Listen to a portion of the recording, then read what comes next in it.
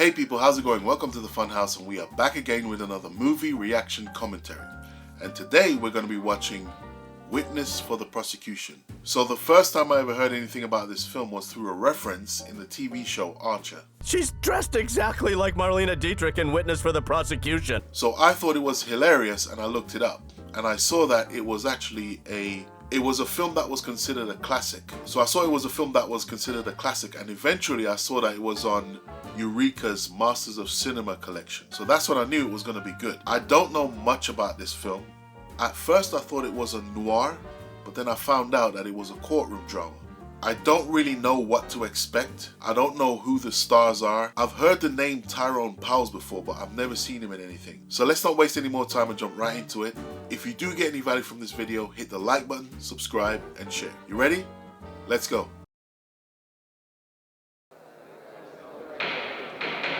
Silence, all persons who have anything to do before my lords, the Queen's Justices of Oya and Termina, draw near and give your attendance. God save the Queen. Okay, so this is a UK film. I didn't know that. Marlene Dietrich. Agatha Christie, okay. 1957, right.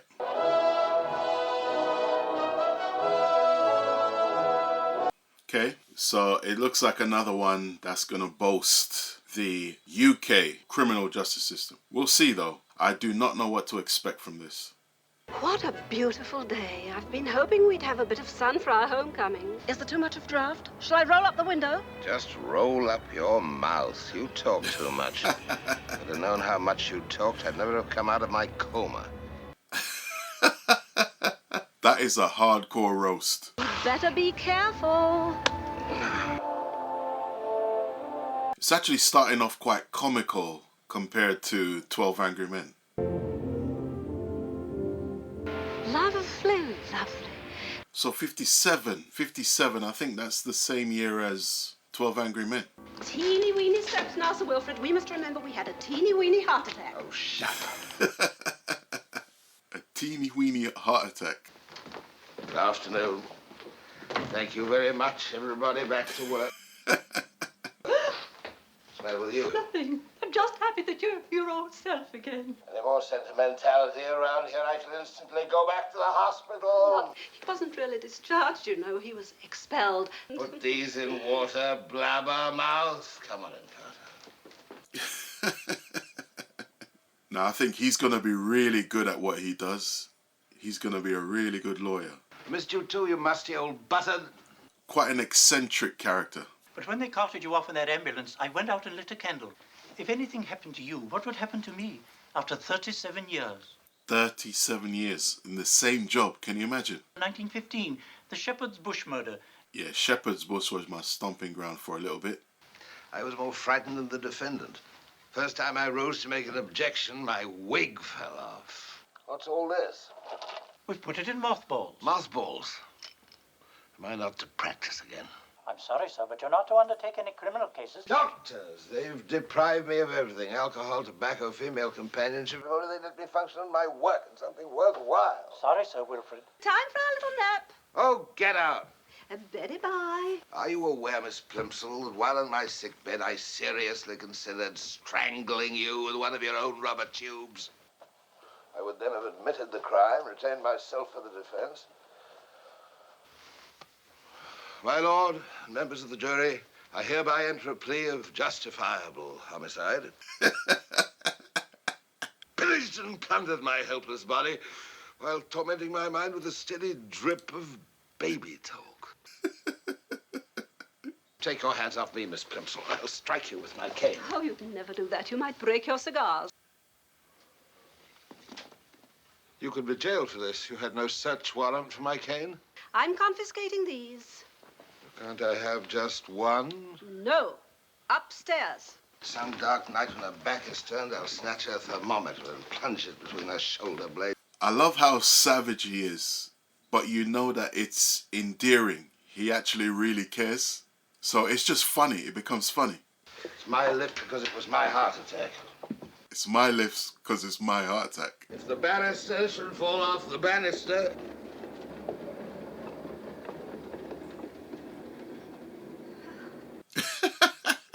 He likes that. Oh, look at him. He's like a kid. I love his British pomp as well. Sir Wilfred, you're dawdling again. Try me again someday when you've something not too stimulating, like a postman bitten by a stray dog. Well, I wish you could help us, Wilfred, but I quite understand. Take care of yourself. That's a cool POV. I like that. Sir Wilfred, I'll never... You go ahead. Start it without me. She was a middle-aged widow, rather well off, living with a housekeeper at Hampstead.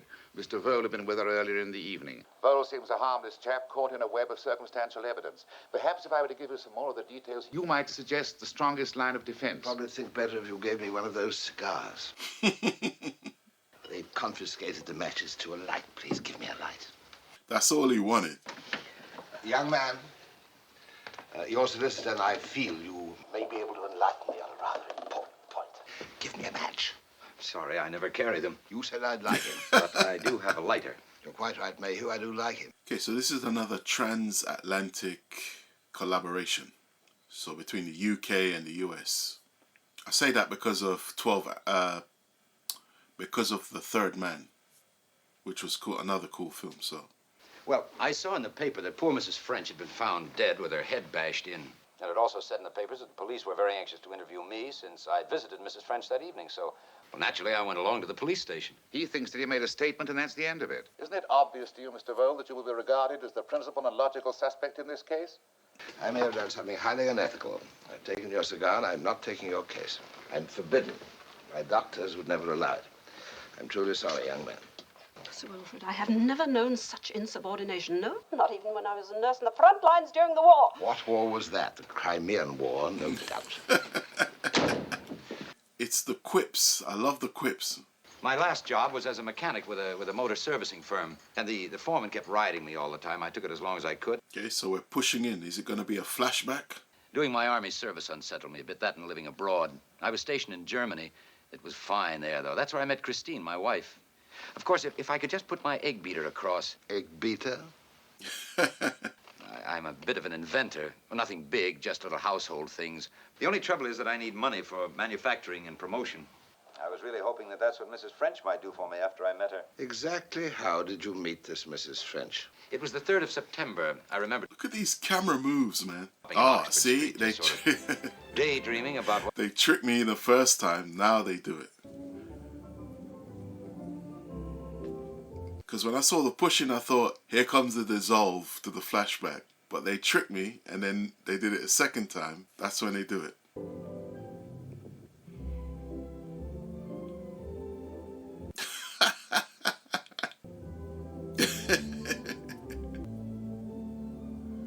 You really like this one? Oh, very much.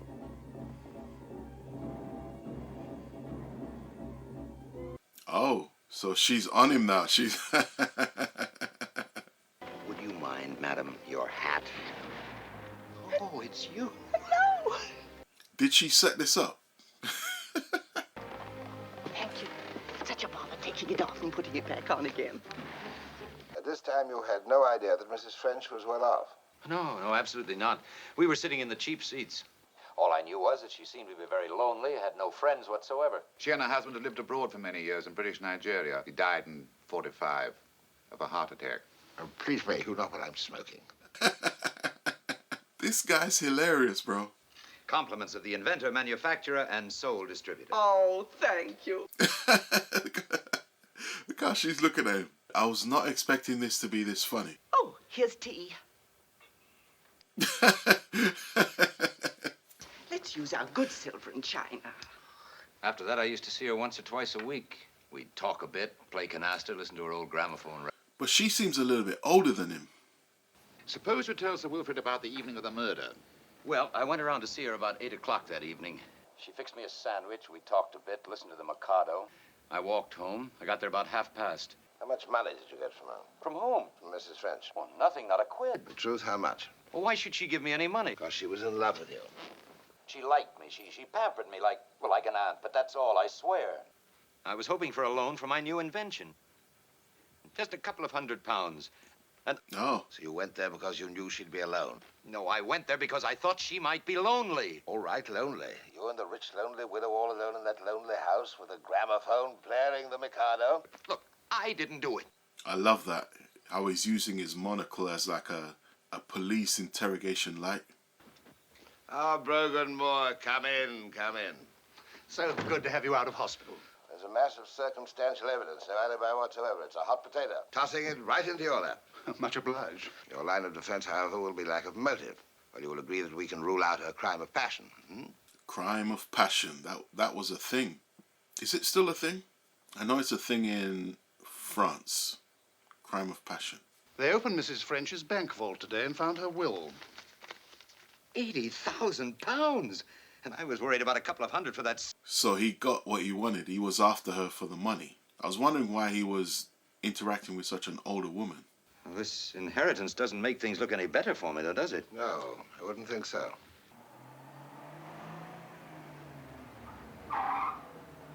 Oh, the cops. Matter of fact, it's quite likely they're on their way up now.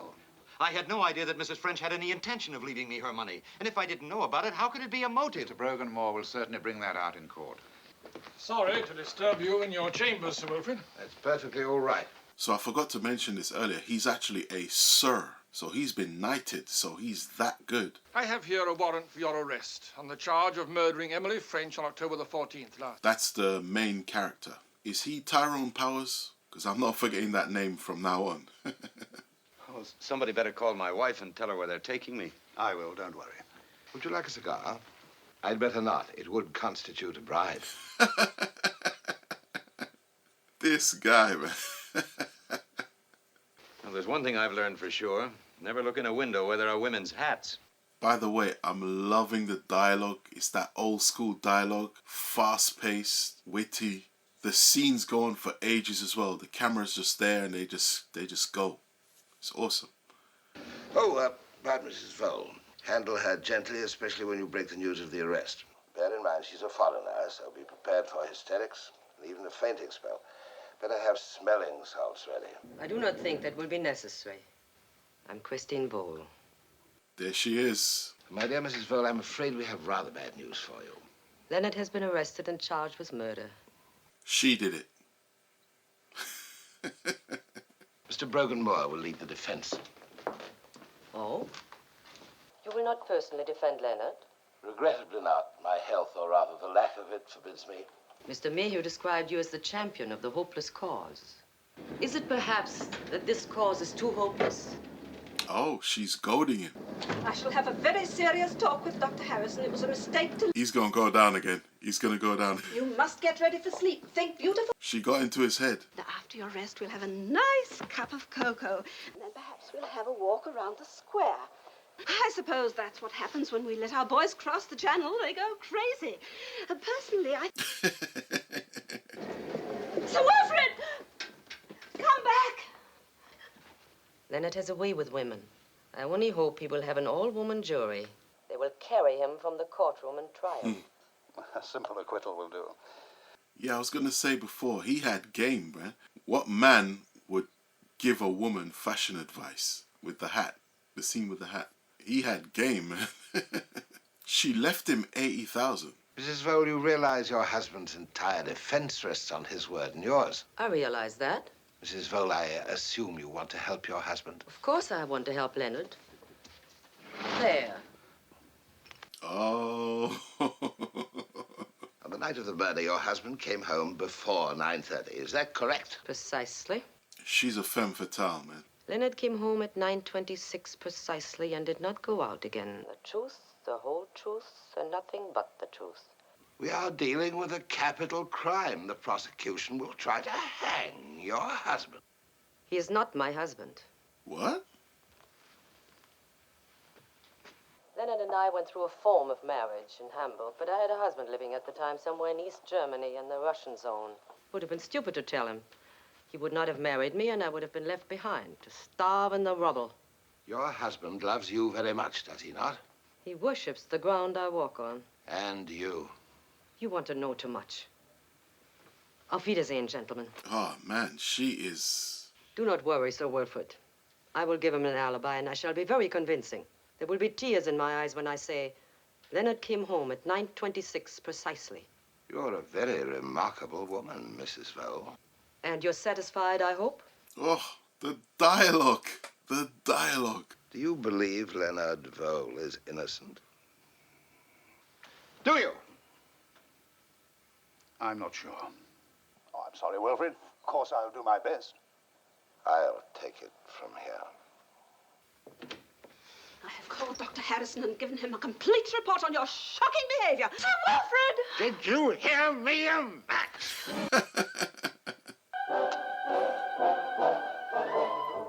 I love her change, how she started off all bright and chirpy, and now she's all like in a panic. He drove her insane. He drove her to that. How did you meet your wife, Mr. Vole? In Germany in 1945. I was stationed outside Hamburg. Okay, so this is quite an epic story. I mean, we're playing around with time, costume changes, locations. It's a far cry from 12 Angry Men. I've got kisses and kisses galore. I may never go home anymore.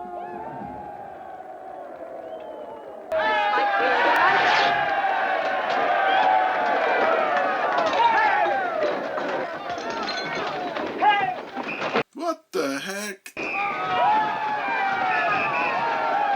I was wondering, like, why is she singing that kind of song amongst all these barbarians, man? Just like dudes who are just amped up. All right, I'm fine, everybody. Come on, let's go. She said she got kisses. Lots of kisses. You're only gonna rile them up. Got any hot water at your place? Sometimes. Was she in A Touch of Evil? Where do you live? Nearby. I'm starting to recognize her now. I think she was in A Touch of Evil. I'm gonna look that up afterwards. Are you married? Why? Well, No, I'm not married. I just wed when I'm working. She seems different here. In the office, she was stone cold. Here, she's a little bit more amicable and feminine. Not so femme fatale.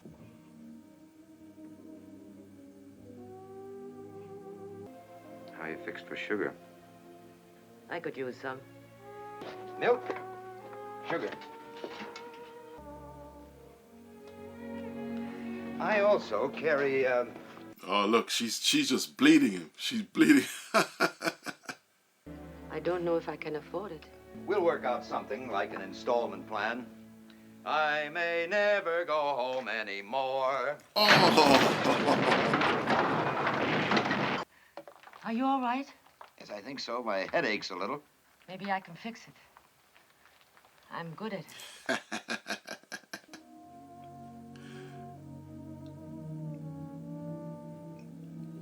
So we got married. And as soon as I got out of the service, I brought her to England.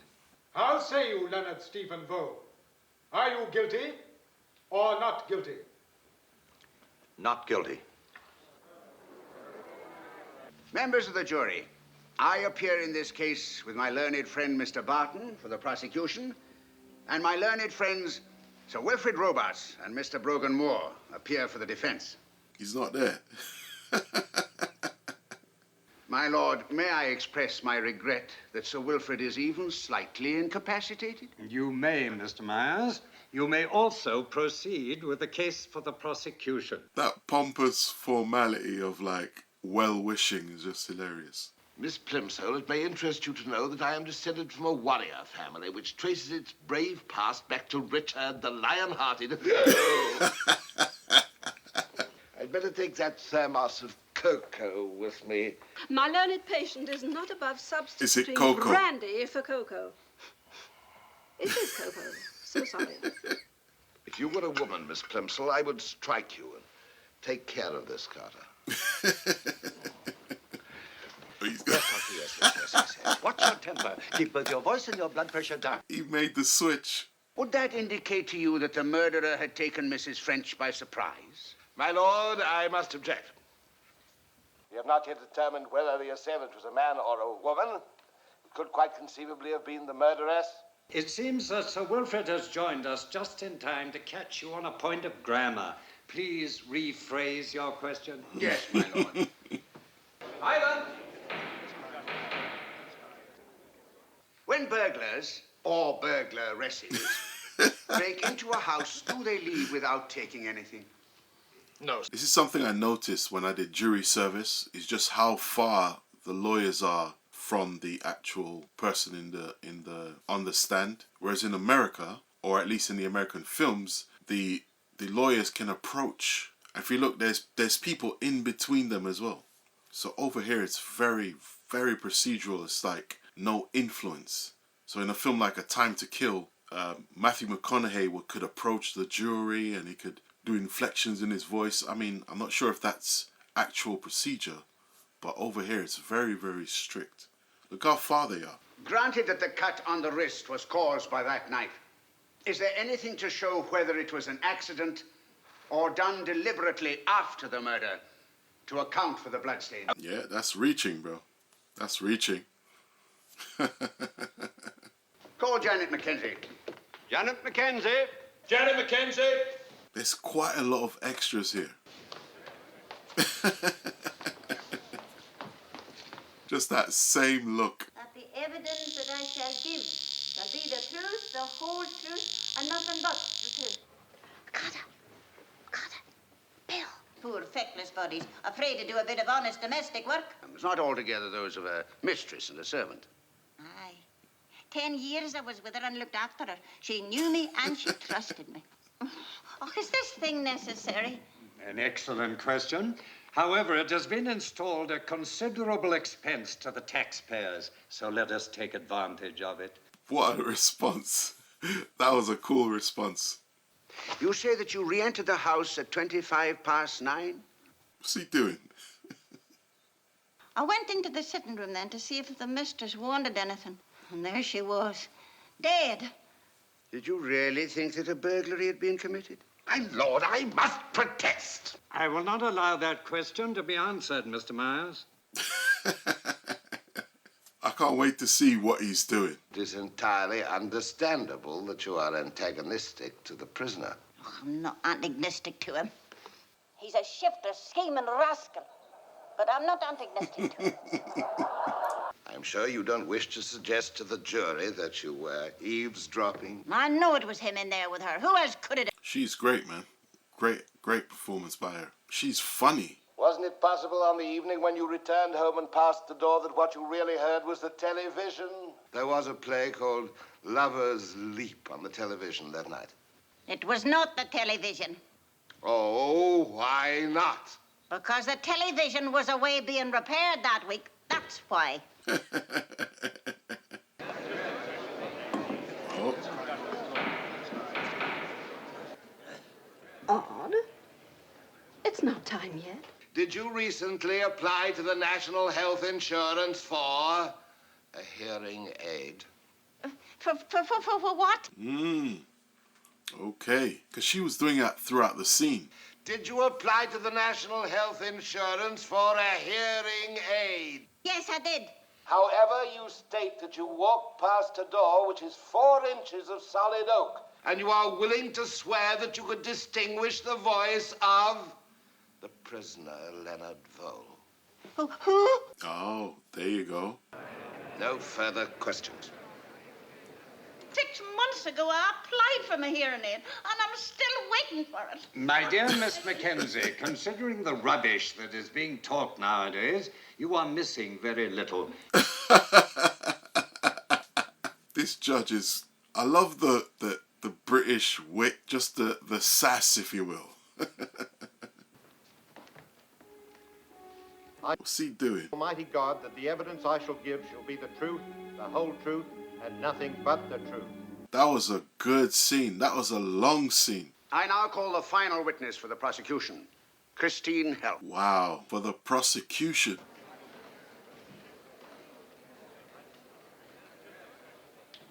Wow. I told you, man. Christine.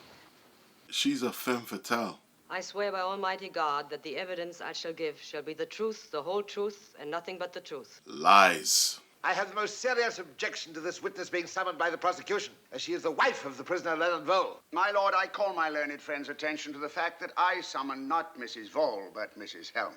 My lord, there is proof of a marriage between the witness and the prisoner.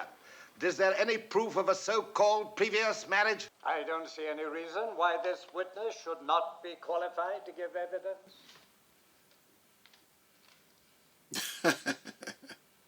Love how it tracked with that. Tracked to the judge and tracked back, and then he just went. That's funny. Leonard Vole returned, you say, at 10 minutes past 10. And what happened next? He was breathing hard, very excited. I said, Leonard, what have you done? And what did the prisoner say to that? He said, I've killed her. Christine, why are you lying? She is hiding. So what is she hiding? What is she hiding? I said to the police what he wanted me to say because I'm grateful to him. He married me and brought me to this country. It was not because he was your husband and you loved him. I never loved him. It was gratitude to the prisoner then. Wow, look at him. He is in disbelief. Then this is the truth. That Leonard Vole returned that night at 10 minutes past 10, that he had blood on the sleeves of his coat, and that he said to you, I have killed her. That is the truth. Thank you. Let's see what he's got now. When you first met the prisoner in Hamburg, you lied to him about your marital status? I wanted to get out of Germany, so... You lied, did you not? Just yes or no, please. Yes. Thank you. So she lied, so she can lie again. I did not tell the truth to the authorities. You lied to them? Yes. And now today you've told us a new story entirely.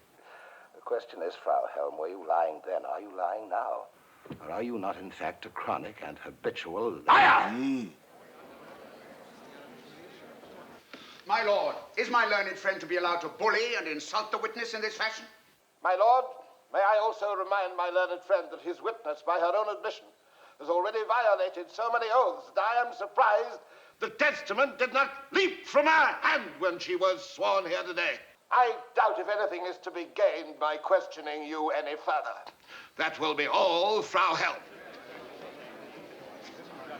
That's a nice touch. He's vulnerable, you know. That's a move to sympathize with him. I ask you once more, is the evidence that you have given the truth, the whole truth, and nothing but the truth? So help me God. Wow. Then that, my lord, is a case for the prosecution.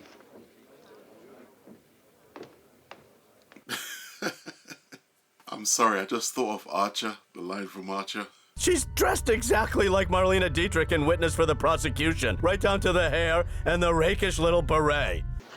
Want a tissue? Yes, thanks. It's the first murder trial I've ever been to. The thing is, that woman, she was sitting next to her, and I noticed her, but she's got her facial symmetry is for the camera, so I'm feeling like she's a character. She's supposed to be playing a full-on role in this, not just an extra. Such is the prosecution's case. Now it is the turn of the defense. Only one witness can shed new light on this tragic riddle. Members of the jury, I call Leonard Stephen Vole. I'm not sure what to make of this. I'm not sure yet. I only have theories. Did you or did you not, on the night of October the 14th last, murder Emily Jane French? I did not. Thank you. That will be all. My lord, the prisoner has endured 3 days of the most profound mental agony and shock. This is not a plea for any indulgence. That's an interesting move there. On the afternoon of October the 8th, were you or were you not in a travel agency in Regent Street? And did you or did you not make inquiries about prices and schedules of foreign cruises? Well, supposing I did. But you couldn't pay for it, could you, Mr. Vole? And yet you came to this particular travel agency with a clinging brunette. A clinging brunette, Mr. What? Myers? My lord, the young lady was so described to me. She was very affectionate with the prisoner, constantly clinging to his arm. Clinging brunette. Look, I was in a pub and I met this girl. I don't even remember her name now. So we went in just for fun and I started asking for folders. Well, the man gave me a sort of a funny look because I did look a bit shabby. So I kept asking for the swankiest tours, all deluxe and cabin on the boat deck, but it was just putting on an act. You knew that in a week you were going to inherit £80,000. No, it wasn't that way at all. See, this is why you should stay in your lane. Stay in your lane. I don't understand it. God, what's happened? What's changed? And the fact, Mr. Vole, is that we have only your word for it. That you left Mrs. French's house at the time you say you did. You cut your wrist deliberately. No, I didn't. I didn't do anything. But you make it sound as though I did. I can hear it myself. You killed Emily French. No, I didn't. I didn't do it. God, it's like a nightmare. Some ghastly, horrible dream. I think that was really cinematic for the drama. I don't think lawyers are allowed to get that amped up and emotional. You always have to stay calm as you pose your questions. That was a really good scene, though. I watched them when Frau Helm was on the stand. They didn't like her. No, they didn't like her, but they believed her. They liked Leonard Vole, but they didn't believe him. Wilfred, do you think she lied? Well, don't you? I don't know. I'm not sure. I am. She lied. Whether she called it mine or perjury, she lied. The only question in my mind is why? What's her game? What is she up to? What is she hiding? She is hiding something. You must think of your physical condition. He's right, you know.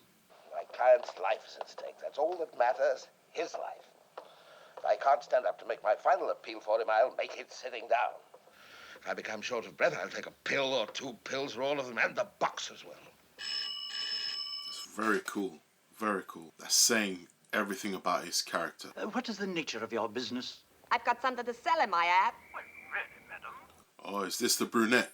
This is Wilfred Robart speaking. Now, what is this all about? I'm at the buffet at Euston Station at the far end of the bar.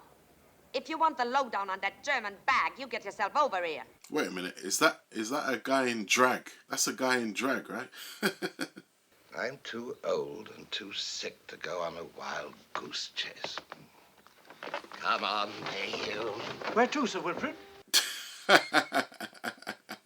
And that accent was terrible, by the way. That Cockney accent. Sir Wilfred, where are you going? Your bath, your massage, your dinner, your injection. Thank you, Miss Plimsoll. Did you bring any money? What is it you have, madam? Letters. Letters written by Christine Vole to the prisoner. To the prisoner? Don't make me laugh. If these letters contain information useful to the defense, I'm prepared to offer you £10. 10 bleeding pounds for letters like these? £40. All right, blast you. Here, take them. Wow, 40 quid was enough. That would be a couple of grand today. What have you got against her? Ha! Want to kiss me, ducky? Christine Vole did that to you. Not her. The chap I was going with, he was a bit younger than me, but I loved him. One day he cleared out, but I went after him and I found them together. I told him what I thought of her and he cut me face up proper. But I waited me time to pay her back. And it's come now.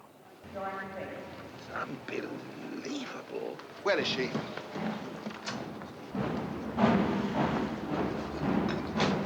On that train, I should think. Just doesn't want her other cheek slashed. Can't blame her, can you? That was a weird scene. I think that's a guy in drag. And the voice was dubbed as well.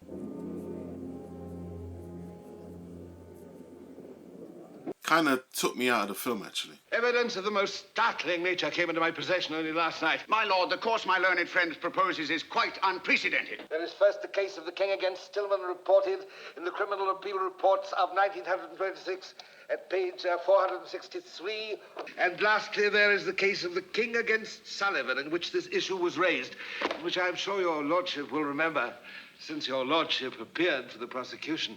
Oh, yes, before Mr. Justice Swindon. Now, what is this new evidence, Sir Wilfred? Letters written by Christine Helm. My lord, the prosecution continues its objection. If my memory serves me well, your lordship's similar objection in the King against Sullivan was sustained. My objection, then, was overruled by Mr. Justice Swindon, as yours is now by me. Call Christine Helm. Christine Helm. Christine Helm. Mrs. Helm, do you know a man named Max? What have you got there? The letter was but one of a series written to the same man. That letter's a forgery. I write my letters on small blue paper with my initials on it. Like this? Mm-hmm. This happens to be a bill from my tailor for a pair of extremely becoming Bermuda shorts. Wilfred the Fox. That's what we call him, and that's what he is. Damn you. Damn you! Leave her alone! Damn you! Wow. Let me go! Let me get out of here! Usher, give the witness a chair. Oh, so she finally she breaks down, she cries. Does she need some smelling ointment? His only hope of an alibi depends on me alone. I count the hours until we are together, Christine. Christine, tell him that you didn't write it. I know you didn't. Please answer my question. Did you write this letter? I wrote the letter. And that, my lord, is the case for the defense. I knew he'd be good, man. I concede. Congratulations, here are your cigars. Not yet. Why, what's wrong? It's a little too neat, too tidy, and altogether too symmetrical. That's what's wrong with it. Oh. You're not worried about the verdict, are you? It's not their judgment that worries me. It's mine. Oh, interesting. Who's my wig? He's worried about his own judgment. What's going on there?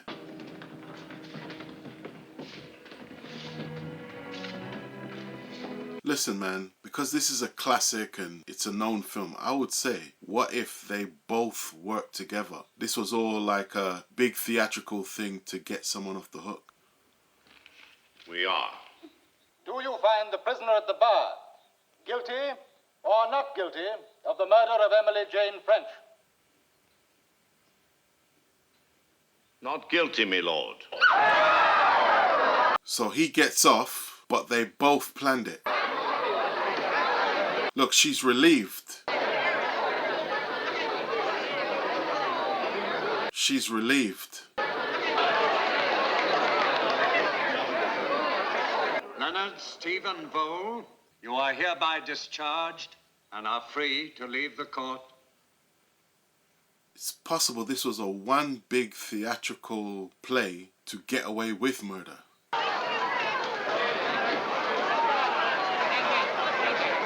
Because for all the things she did, she was relieved that he got the not guilty verdict. So... Carter, thank you, Sir Wilfred.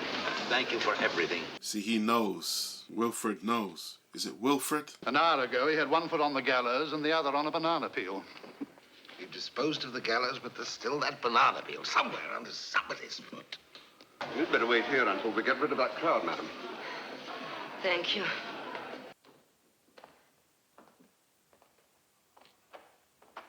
I still don't feel like I know the full story, so I think this is going to be it. I never thought you British could get so emotional. You loathe me, don't you? What a wicked woman I am, and how brilliantly you exposed me and saved Leonard's life. The great Sir Wilfred Robarts did it again. You didn't do it alone. What are you driving at? I'm not driving at anything anymore. Leonard is free and we did it. We? Remember? When I came to see you and you said that no jury would believe an alibi given by a loving wife, no matter how much she swore her husband was innocent, that gave me the idea. The idea that I should be a witness. Not for my husband, but for the prosecution, that I should swear Leonard was guilty. And that you should expose me as a vicious liar, because only then would they believe Leonard was innocent. Wanna kiss me, ducky? Oh. I suspected something, but not that. Never that. It's been a long time since I was an actress, and I never before played such an important role. And all those blue letters. Took me hours to write them, to invent Max. There never was a Max. There's never been anyone but Leonard, only Leonard. My dear, could you not have trusted me, worked with me truthfully and honorably? We would have won. And you knew he was innocent, I understand. No, Sir Wilfred, you do not understand at all. I knew he was guilty. What? That can't be so. No! Leonard came home a few minutes past 10. He did have blood on his sleeves. He did tell me he had killed a woman, only I could save him. He pleaded with me. And you saved him, a murderer. Again, you don't understand. I love him. I told you she was an actress. I knew she was going to do something for me, but I just didn't know what or how. Leonard! Oh, wow. Fooled you completely, didn't she? She fooled me. Well, you have made a mockery of English law. You got me off, and I can't be tried again for this. That's English law, too, isn't it? You can't touch him now. Suppose we double your fee. There'll be plenty of money as soon as the will goes through. Wow. You don't know what I went through. Standing in the witness box, having to face you in the dock, saying I never loved you. Wilfred, the luggage is in the car, and we've only 20 minutes to catch the boat train. Oh, this is a nice young lady I met in the gallery during the trial. I told you. I told you. I knew it. Oh, Len, they've been trying to keep me away from you. It's had me nearly crazy. Leonard, who's this girl? I told you her face looked cinematic, so I knew she had a bigger role. We've been going together for months, and we're going away on one of those cruises, just like they said in court. Tell her yourself, Len. You can't, Leonard. Not after what I've done. I won't let you. I saved your life getting you out of Germany. You saved mine getting me out of this mess. I don't care. Let them. Let them try me for perjury. Oh, the knife, the knife. The knife. Better yet, let them try me for... Oh, my God.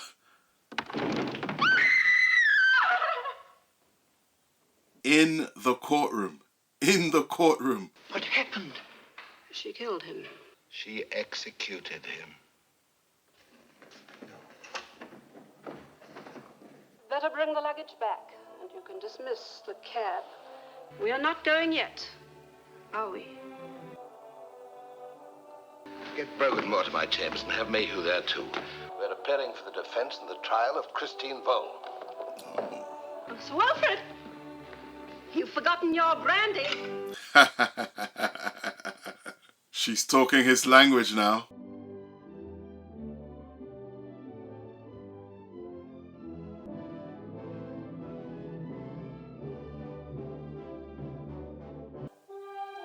The management of this theater suggests that for the greater entertainment of your friends who have not yet seen the picture, you will not divulge to anyone the secret of the ending of Witness for the Prosecution. Love that old school touch. I love the fact that they kept that in. Yeah. That's good. That's good stuff. Good stuff. Yeah, love that ending. Love that ending. I did figure it out. Didn't go how I thought it would, though. That's always the interesting thing. Even if you know something, sometimes it's about how it happens, even if you know. Yeah, that was cool.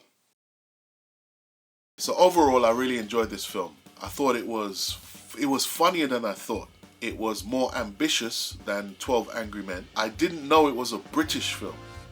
That's something I didn't know going in. And actually, it was a pleasant surprise as well. So it's everything I love about old school films: the fast-paced dialogue, the theatrical setup, how the camera is just kind of there, and it's rolling, and it lets the actors do their thing. It's really long takes. The camera's panning, it's pushing in, it's moving backwards. So yeah, that was definitely an aspect I loved about it. I also like to see how far we've come. Like what's acceptable, what's racy. So, for example, when the guy rips Marlene Dietrich's trousers in the bar in Germany, her leg is showing. So that's quite racy for the time. And the fact that Tyrone Powers later on he kisses her and her leg is kind of showing and there's this split in the trousers, that's quite racy. So it's good to see that contrast. Like right now with like Game of Thrones and all these different TV shows, pretty much anything goes and we get to see anything. Also, one of the things I like to see was what was considered a ladies' man. So Tyrone Powers was a ladies' man. And he's actually quite charismatic in it, so I can get that. So that was interesting to see as well. So in terms of the actors, Charles Laughton stood out for me. Like I wouldn't say he stole the show, because the other actors were really good as well, so there was good dynamics going on. But he definitely stood out for me. I love the British pomp, his irritated old man sort of standoffish attitude, which it was just funny because you know underneath the surface he's actually it becomes endearing because he actually appreciates the people that work for him, and he's actually got a good little banter going on with the nurse character. So I'm not sure about star dynamics. I don't know who's the big player in this one. I don't know if Tyrone Powers had more clout than him, or if he had more clout than Tyrone Powers. But he definitely stood out to me, and the dynamics of the actors was really good as well. Tyrone Powers was not to be dismissed because he has some great intense moments, like when he's on the stand and he just breaks down and he really goes for it, really intense moments. So he's definitely not one to go to sleep on. He was not upstaged by Charles Laughton. So he did such a great job convincing me that he was innocent. It was only at the end that I started to see that something was a bit off, that he was up to some kind of chicanery. Now Marlene Dietrich was great as well. She's the reason why I even found out about this film. So as I started to watch her performance, I started to recognize her, and I did look it up at the end. She was in A Touch of Evil. Now, even A Touch of Evil, the first time I learned anything about that film, it was actually in another film called Get Shorty, which starred John Travolta. And this was in the Pulp Fiction success days, so he had started to come back as an actor. And that film was actually directed by Barry Sonnenfeld, who directed Men in Black. John Travolta's character is in the cinema watching A Touch of Evil. There was a shot of the cinema screen. Marlene Dietrich is in the scene, and it's at the end. He was some kind of a man. What does it matter what you say about people? Goodbye, Cannon. Adios. Adios.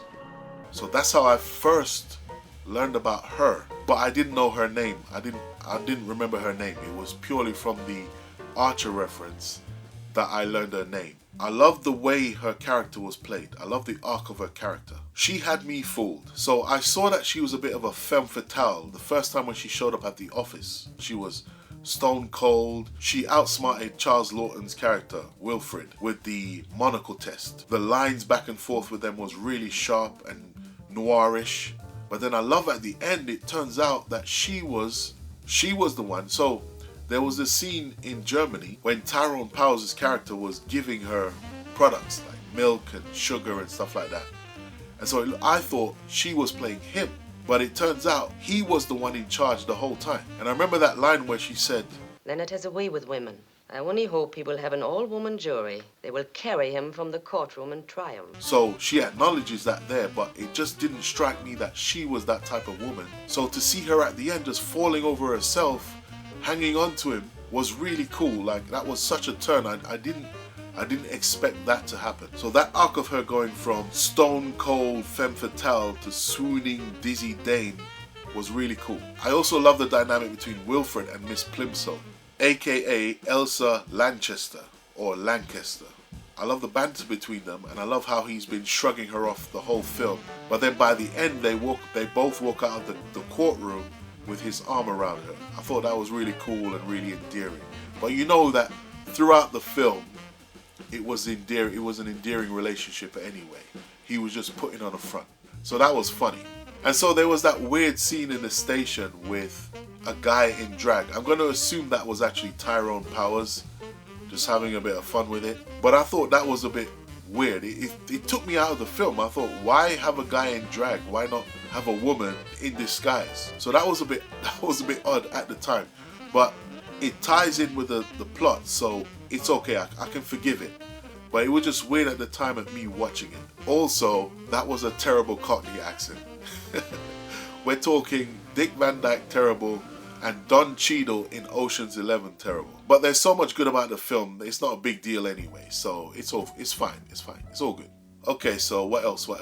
Oh, the judge and the opposing counsel were hilarious. So I would like to see those guys in other films. I'll be taking a look at their filmography. So I can see why this is considered a classic. Love the pacing, love the drama, love the way it played out, love the style of filmmaking. It was a very theatrical film where the camera's rolling and it lets the actors do their thing and they move around the space. There's a lot of blocking going on. I love the twist at the end. I wasn't expecting certain aspects of it. So I did figure out the woman who was in the balcony section watching the trial. She had a bigger role to play because of the way she looked. There's a certain symmetry to people's faces who are actors. So you can kind of tell who stands out. So if they're just in the background, you can say, wait a minute, no, I know there's something about that person. I kind of figured that out, but it's still how it happens. You can know how something's going to happen, but it's about how it's going to happen. That's what suspense is. Suspense is, you know the good guy is going to get away from the monster, but how do they get away from the monster? That whole last scene in the courtroom when the courtroom was cleared out and it was just them, that was really cool to see all of that unfold. So I really enjoyed watching these actors, so I'm going to look up some of their filmographies, and then if there's one that I see that sounds good, I'll probably do it for the channel as well. So keep an eye out for that. Also, I've heard of the director's name before, but I haven't seen many of his films. I couldn't even tell you which film of his that I've seen. So I'm going to be taking a look at his filmography and see if any of his films suit the channel as well. Anyway, if you did get any value from this video, hit the like button, subscribe and share. And don't forget to leave a comment as well. Stay tuned for more reactions, and I'll see you next time. Did you really think that a burglary had been committed? My lord, I must protest. The question is, Frau Helm, were you lying then? Are you lying now? Or are you not in fact a chronic and habitual liar?